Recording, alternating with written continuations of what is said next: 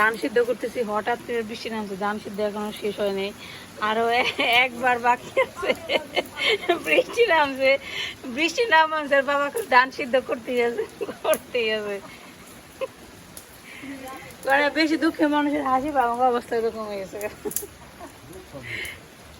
আরে এতগুলো ধান সিদ্ধ করছে, বৃষ্টি নামছে, এটাই দুঃখ আর কি।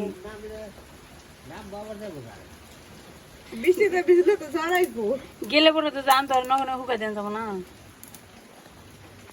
দুয়ারের মাঝখানে কিছুটা রাখা হয়েছে ওই বাড়িতে বৃষ্টি।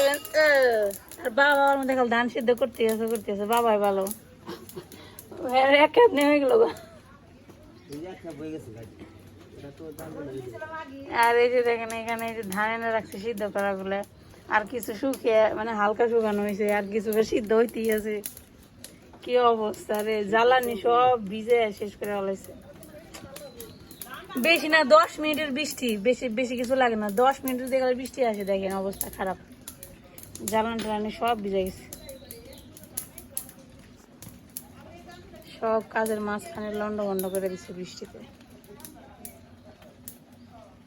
এই যে ধান সিদ্ধ করার পর বৃষ্টি নামছিল না, তারপর বৃষ্টির পর আবার রোদ আসছিল, তারপর এখানে এই দুয়ারের মধ্যে দেওয়া হয়েছিল।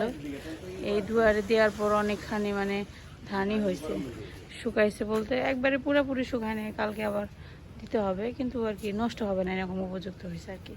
তো রোদ ওঠার কারণে খুব ভালো হয়েছে, রোদ না উঠলে অনেক সমস্যা হইতো। যাই হোক, এখন ওই যেটা বৃষ্টি বৃষ্টি ভাব হয়েছিল দেখে এগুলো ঢেকে রাখছিল, এখন আবার খুলে দিতেছে যাতে গরম একটা ভাব থাকে না ধানের, যেহেতু সিদ্ধ ধান সেটা বের হয়ে গেলে ধানটা ভালো থাকবে, একটু বাতাস টাতাস লাগে, যার কারণে এটা খুলে দিতেছে। তো এখন বাজে হচ্ছে বিকাল 5:30। তো রাত 1টা থেকে শুরু হয়েছিল, 12টা পর্যন্ত ধান সিদ্ধ করা হয়েছে। এখানে কতগুলো আমাদের ওই দুয়ারে কতগুলো রাখা হয়েছে, মানে প্রায় 10 মণ ধানের মতো হবে এখানে সিদ্ধ করা হয়েছে। একদম পুরো 2 ক্ষেতের যতগুলো ধান পাওয়া গেছে পুরোটাই সিদ্ধ করা হয়েছে। এবং এটা শুকিয়ে চাল বানিয়ে নিয়ে যেতে হবে বাসায়। যদি শুকিয়ে এমনিতে রাখা হয় তাহলে ইঁদুরে সব খেয়ে ফেলাবে, এর জন্য যদি চাল বানিয়ে নিয়ে যাওয়া যায় তাহলে ভালো হবে, এই আর কি।